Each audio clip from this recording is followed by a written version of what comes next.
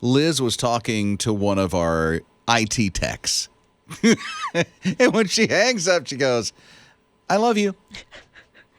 It's just so natural. She reserves that for her family and her husband, Joey, and her dogs and grandkids and all that stuff. Right, just bye, love you, or bye, I love you. Lately, she's been saying that to everybody. You know, but I think it must be a thing. Like, I'm supposed to be saying I love you more. Right. Maybe that's it. So and here's strange. So first, I do want to say this. I got to get this out. We're not ghosting you. I promise we're not ghosting you. We're having some technical operational challenges right now, and it mainly affects a lot of the text line. And so people are texting left and right. And for days, we cannot reply to anybody. We do, but it doesn't go out to anybody. So around the clock, I mean, we've got some of the best IT people around on the face of the planet. Our engineers are amazing, and they're working on this really, really hard. All hours of the night, they're trying to make this work. Unfortunately, we can't respond back. And so we're sorry. I promise you, we're not ghosting you. But as Liz is talking to Mitch, one of the IT people, she hangs up and goes, I love you.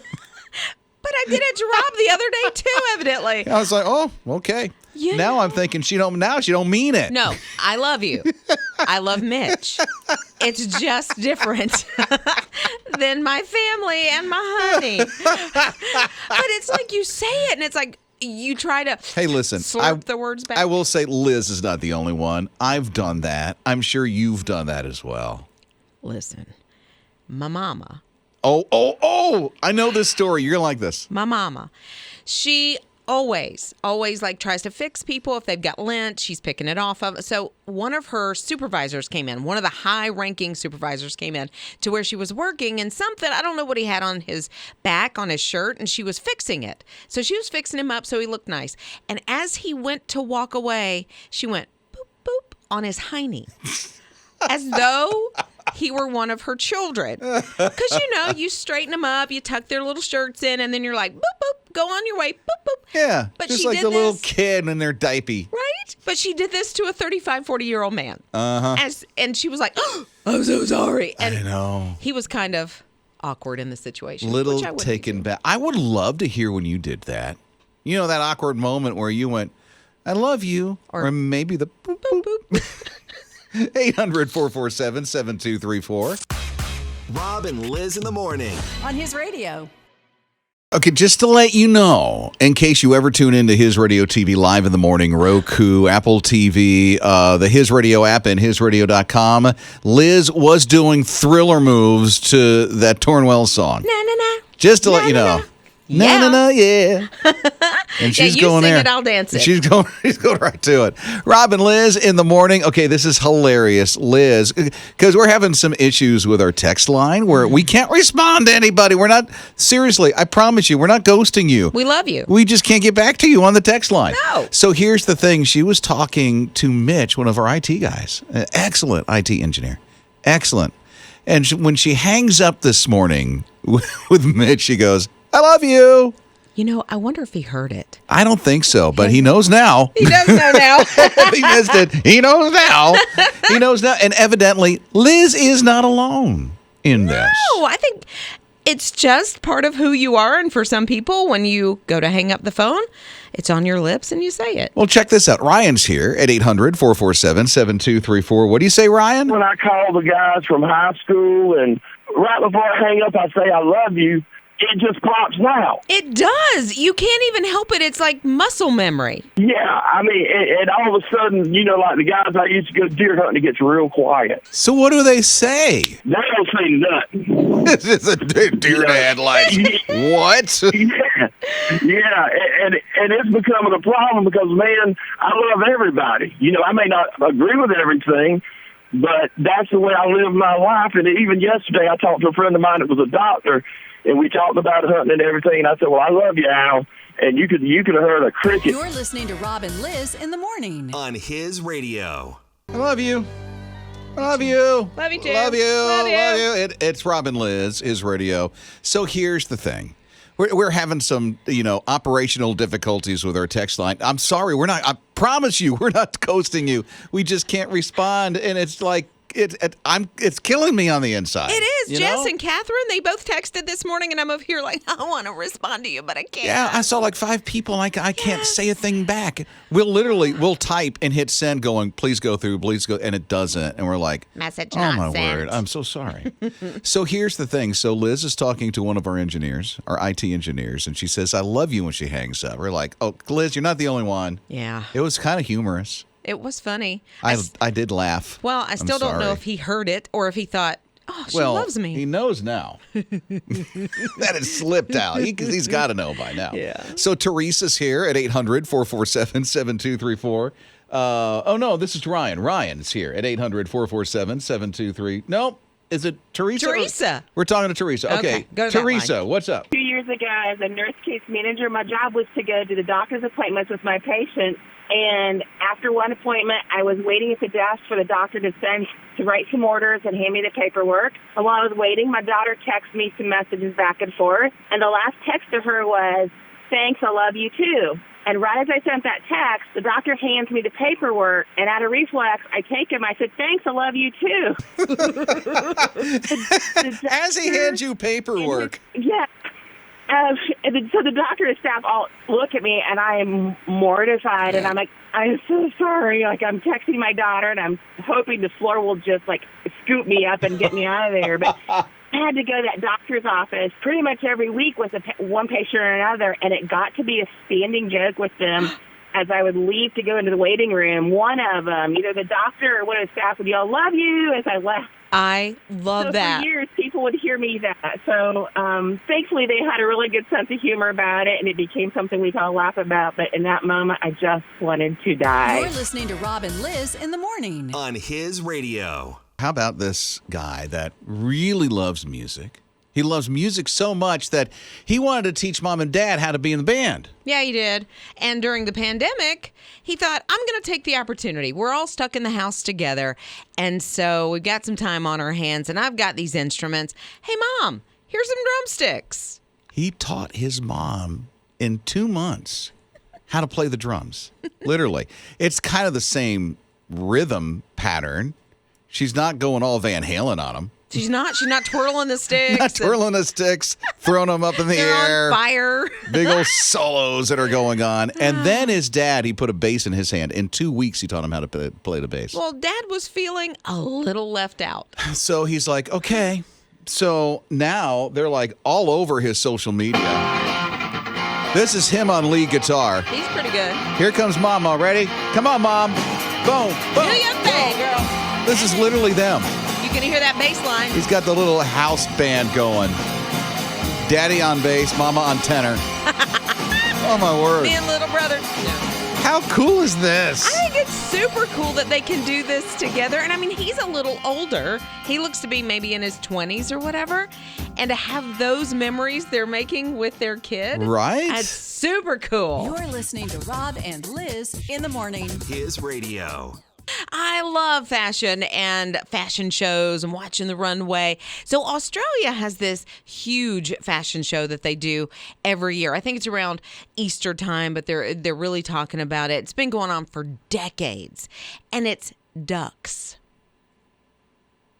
It's ducks. Okay. Duck So they fashion just show show. you the clothing or No, so the ducks actually walk the runway. what? As well. Oh, no, that's hilarious. So when I first saw it, I thought it was, my mom used to have this ceramic duck that was in her front yard, kind of in the garden, and she would hand make clothing for this thing. So I thought this was what it was. Like you put it out in your garden, you get Garden of the Month Club or whatever. Ceramic ducks with clothes on it. Yes. Okay. Yes, for I get every it. occasion. So that's what this is. No, this is real, live, walking, breathing ducks. Walking, breathing ducks.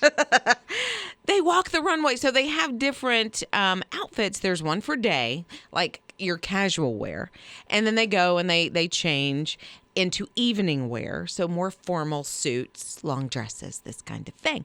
Then they have wedding wear. And so you have the bride and groom, ducks, And it's full. Like even the evening wear, you have little hats, little fascinators that they wear. And the ducks are all into it. How in the world do you train a duck to do a runway like a model? I haven't. Well, they kind of, they scoot down. They're not really like doing the catwalk thing, where you walk and just hand on the hip. Almost looks like it. They're waddling pretty nicely. Well, they are waddling pretty right? nice. One foot in front of the other kind of thing. Thing is, I'm glad they don't try to put heels on them. Because that's always the hardest to navigate I was in a fashion show years and years ago. That's the hardest thing. If you're in heels and you're making the little turn.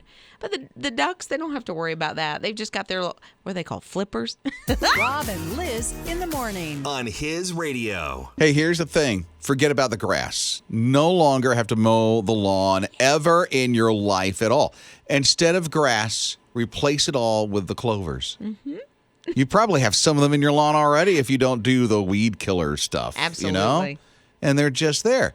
So allow that to overtake your whole lawn. You don't have to mow the grass anymore, and you will have green grass. Literally, believe it or not, this is a trend. People are actually doing this. I love clovers because I like going through. I mean, I haven't done it in years, but, when you go through and you're looking for the 4-leaf clover, and it's just a cool little thing, but I don't know. A trend? Maybe for St. Patrick's Day. That's all I can think. More so, evidently. Yeah. They say it's a whole lot easier to maintain. I can think I was reading a little bit about this because it says that it requires less water. Oh. So you're not watering your lawn all the time. Didn't even know that. Or praying for rain so you don't have all those dead spots in your lawn. Requires a lot less mowing. So if you don't like to mow like every other day, like you have to around here during the summer, and then pray, it goes dormant quickly. Yeah. When the winter hits, it's cheap. They say, and I don't know this, that it feels nice. I'm like, how nice does a lawn like that? I love the grass when it's nice. Yes, when it's golf course nice. I love that lush Yeah, because grass. Amy and I will have the dogs in the backyard a lot, and we just like being on the grass. Right. It's really, really nice. It is nice. It's hard to get it that way when it's that lush, but if the clovers work and you like it, maybe it's a thought. And they also say it attracts pollinators. I'm like, what? That's bees. I'm like, why you just say it attracts bees? Well, then so I'm out. it gets bees. But I'm out. Why? I don't want any more bees in my yard. I know they're good for the environment. I know. You need honey. Right. You like honey. I do. Liz like likes honey. But I'm not having a hive. I'm not doing that. Why not? So now could you see Liz in a bee suit? Could you just imagine that? Screaming. You're listening to Rob and Liz in the morning. His radio. Andy's a pretty cool guy. Yeah, everybody likes Andy in his neighborhood. And here's the thing about his neighborhood. It's completely dark at night. There's like very few street lights. And then people will turn on in their neighborhood the porch lights to try to illuminate the road. There's just a lot of trees. It's just so dark. Even the moonlight, it's dark, and all the stars that are in the sky. So he started by stringing lights like around his fence and stuff like that, and the trees in his yard, almost like Christmas time, but it's not Christmas. And so he started doing that, and then all of a sudden you see another neighbor do it and another neighbor do it. And so it's like this whole neighborhood where it's really dark in this part of their subdivision. They had like a silent pact with each other. And so they lit up all their trees, and now you can see in the neighborhood at dark when it's nighttime out. Yeah. And it's beautiful, too. Yeah. I love those little white lights. My husband makes fun of me because if I ever see these little white lights that are strung, I always want to find out what's going on because it feels like a party or a get-together or just something is happening. So I bet it feels this way in this neighborhood. Yeah, because they have some trees right along between the sidewalk and the curb or, the street. And so that's what they're doing, the trunk of the trees and stuff like that. And it almost feels like Christmas without the festivities. Well, it's kind of like a Martha Stewart Christmas because she always does the white lights, not the colored. And so it just feels like that as I would think, walking I would be down. the oddball guy in this neighborhood. You would be all the and put up multicolored. the colored ones. Those yeah. great big bulbs from, your grandpa had them from Yeah. the 50s. Rob and Liz in the morning. On his radio. You may have heard we have some technical difficulties. Oh, my goodness. So we're getting texts. I promise you, we're not ignoring you. We're not ghosting you. We're getting all these texts that we cannot respond to. No, we cannot. We've seen them come in, and it hurts us. Like I've been in the middle of responding, and then I go, oh, I can't even send it because they won't get it. I know, right? We're still typing and we're still trying to respond. Yeah. We're just like, okay, when miracles take place, that's when you're not sending the text. So we still try to send these things back. You're just not getting them. So we're not ghosting you, I promise you. That even has affected our Sharathon. So we're postponing Sharathon so we can focus on, taking care of all these technical things. And then we hear from Renee at 800-447-7234. You have something to say about this, Renee? What's on your mind? Do not let Satan kill, steal, and destroy your joy. Sharathon will be bigger and better than ever. That's right. Come on. Technical difficulties are minor. Sharathon will be bigger and better than ever.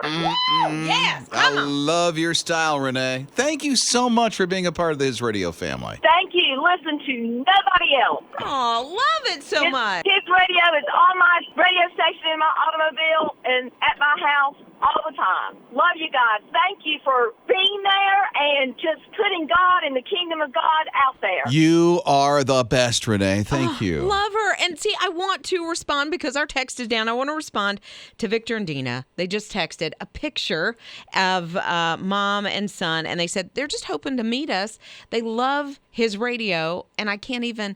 So here, I'm going to audibly say, love you too. I can't wait to meet you as well. Yeah. Oh, by the way, you can see us on His Radio TV, just in case you're wondering. Hi. Yeah. And then you'll go, oh, that voice comes out of that. You're listening to Rob and Liz in the morning. His radio. There's this person who says, I know how I can get your jeans 2 sizes bigger.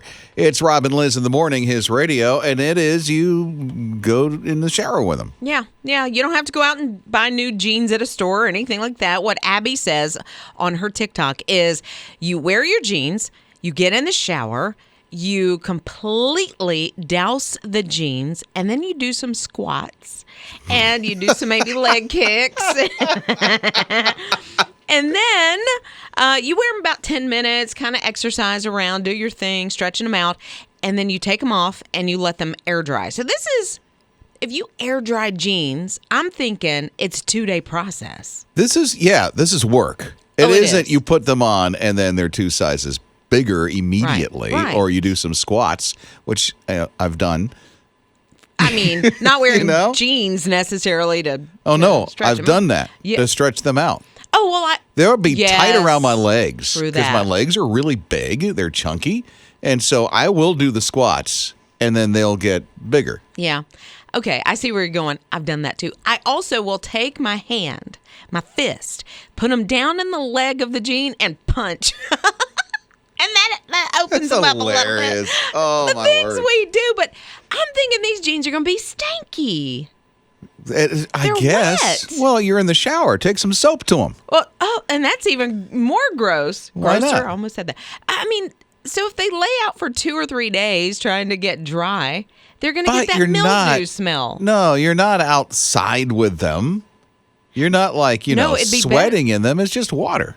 But water gets a nasty old smell after a little while. Sounds like Liz has done this. I've done it to like sweaters and things like that. And if you air dry sometimes. You go in the shower with your sweater and I- stretch it out like this lady does with her No, jeans? I hand wash my sweaters. And so when then I lay them out, if I'm laying them inside, sometimes it'll go too far and then it's like, ooh, I'm not wearing that.